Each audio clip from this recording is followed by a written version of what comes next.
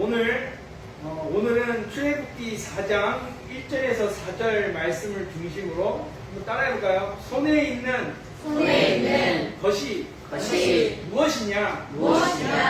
라는 제목으로 말씀을 드립니다. 여러분, 사람은 누구나 나름대로의 지팡이를 들고 살아갑니다. 이것은 하나님께서 주신 은사입니다. 이것을 잘 활용하여 하나님을 위하고 이웃을 위하여 쓰임받는 하나님의 자녀가 되기를 바랍니다. 신령한 의미에서 우리 인생은 누구에게나 손에 지팡이가 있습니다. 실제로 지팡이는 힘센 젊은 사람들의 소유물이 아니고 기력이 쇠잔하고, 그러니까 즉 힘이 없는 노인의 소유물이거나, 그리고 덜어는 몸이 불편하여 거동조차 힘든 사람들의 소유물일 것입니다.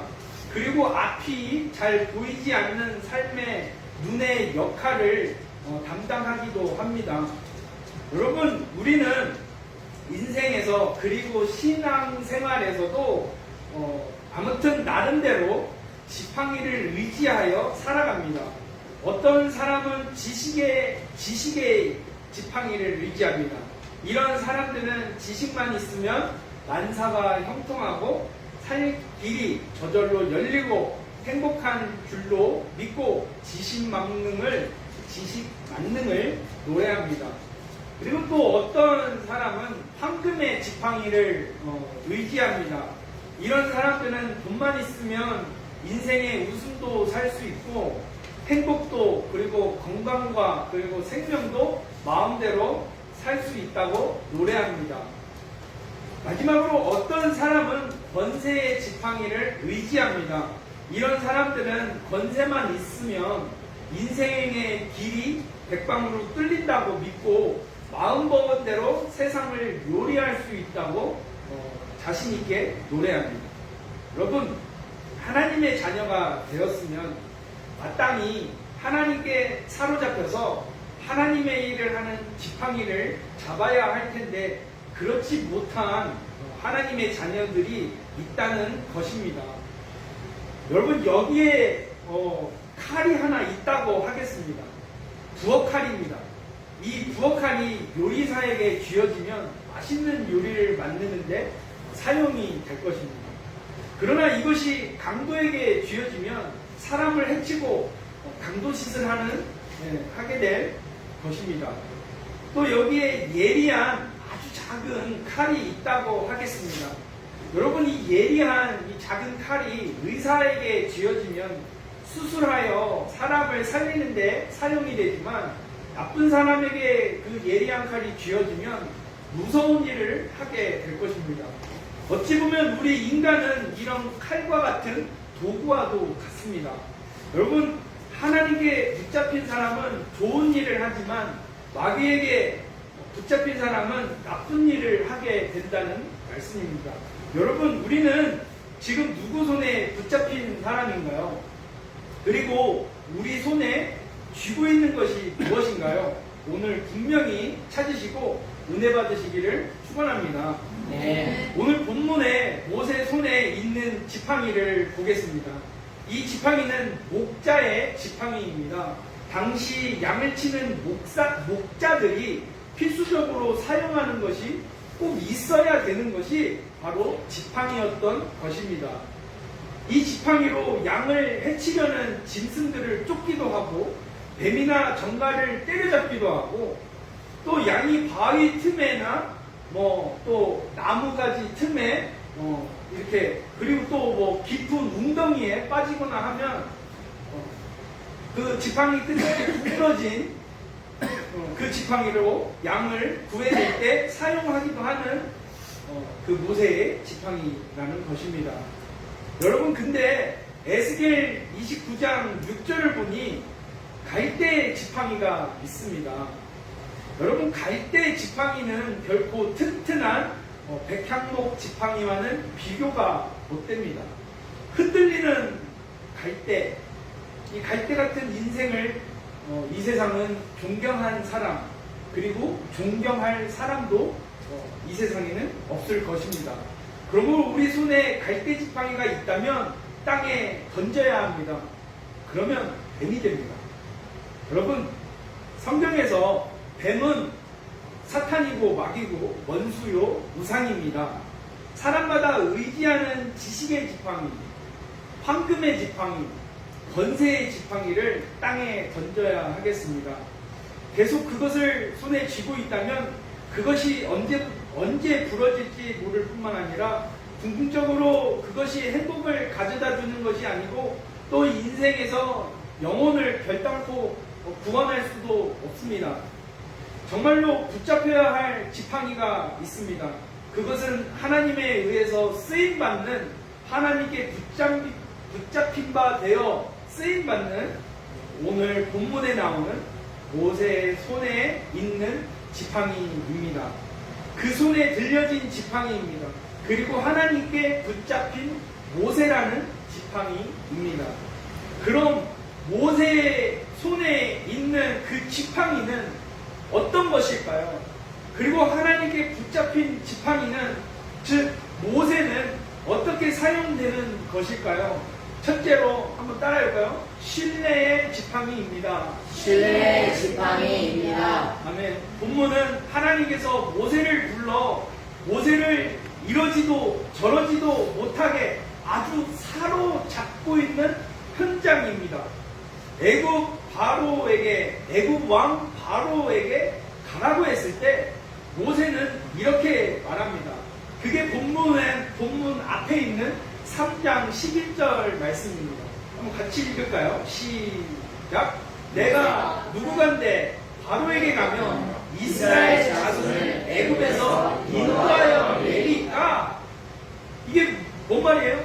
내가 누구길래, 주님, 내가 누구길래 바로에게 가고 이스라엘 자손을 애굽에서 제가 어떻게 인도해야 됩니까? 이렇게 물으니까 하나님께서 말씀하십니다. 12절입니다. 하나님이 가라사대 내가 정녕 너와 함께 있으리라. 네가 백성을 애굽에서 인도하여 낸 후에 너희가 이 산에서 하나님을 섬기리니 이것이 내가 너를 보낸 증거니라. 쉽게 말하면 내가 함께하겠다. 애굽 왕 바로에게로 가라. 이거예요. 이런 대화가 본문의 말씀까지 쭉 이어집니다. 결국 모세가 오케이. 그러면 하나님이 나와 함께 하신다는 증표, 증거를 주세요. 좋다. 네 손에 있는 것이 뭐냐? 지팡이입니다. 그래, 그 지팡이를 땅에 던져라. 그대로 했더니 지팡이가 땅에 떨어짐과 동시에 뱀이 되고 뱀의 꼬리를 잡은 즉 다시 지팡이가 되는 능력이 나타났습니다. 이렇게 모세에게 하나님께서 함께 하신다는 증표, 즉 증거를 하나님께서 보여주십니다. 그럼에도 불구하고요, 정말 제가 성경을 읽으면서 속이 터질 만큼 모세가 수차례 거절을 해요. 그 가는 데에 있어서. 그럼에도 불구하고 하나님께서 결국에는 노하시면서까지 그를 불러서 사용하십니다.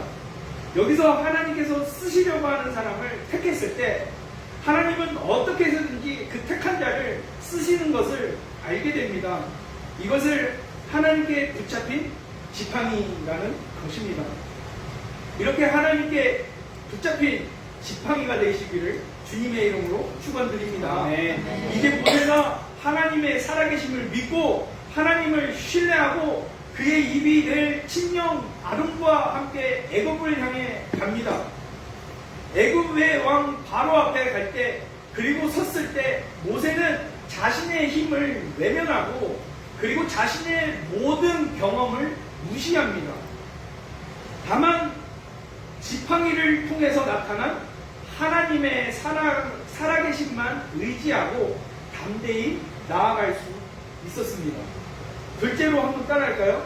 건의의 지팡이입니다. 건의의 지팡이입니다. 네, 서두에 말씀드린 것처럼 여러분, 뱀은 하나님의 백성을 대적하는 사탄 마귀를 상징합니다. 오늘 본문에 등장되는 지팡이가 뱀으로 변한 것은 애굽 왕 바로의 권세를 뜻하는 것입니다. 여러분, 왜 하나님께서 모세의 손에 있는 지팡이가 땅에 던져졌을 때 그것이 왜 뱀이 되게 하셨을까요? 본문 3절에 모세가 뱀 앞에서 피하네 라고 말씀하고 있습니다. 여러분, 모세는 뱀 같은 바로를 피하여 지금 이곳 미디안 광야로 도망쳐 왔습니다. 도망쳐 와서 몇 년 동안 지금 거하고 있었죠? 40년 동안 거하고 있다가 하나님 앞에 이 불이 타는 나무 앞에 있는 갈대나무 앞에 있는 거예요. 근데 뱀이 다시 지팡이가 되었는데, 이것은 하나님의 지팡이를 가지면, 하나님께 붙잡힌 지팡이가 되면 능히 애굽의 왕 바로를 이길 수 있다는 것을 보여주는 증표입니다. 뱀의 꼬리를 잡으라, 이 의미는 바로의 발목을 낚는 것입니다. 이것은 오직 믿음으로만 가능합니다. 하나님께서 뱀의 꼬리를 잡으라고 했을 때 모세가 믿고 잡은 것입니다. 믿음에는 권위가 있습니다. 하나님의 자녀의 권위가 어디에서 생겨날까요? 어깨에 힘을 주고 걸어가야 할까요? 경건한 척하는 문변이 있어야 할까요? 아닙니다. 믿음입니다. 믿음이 있어야 합니다.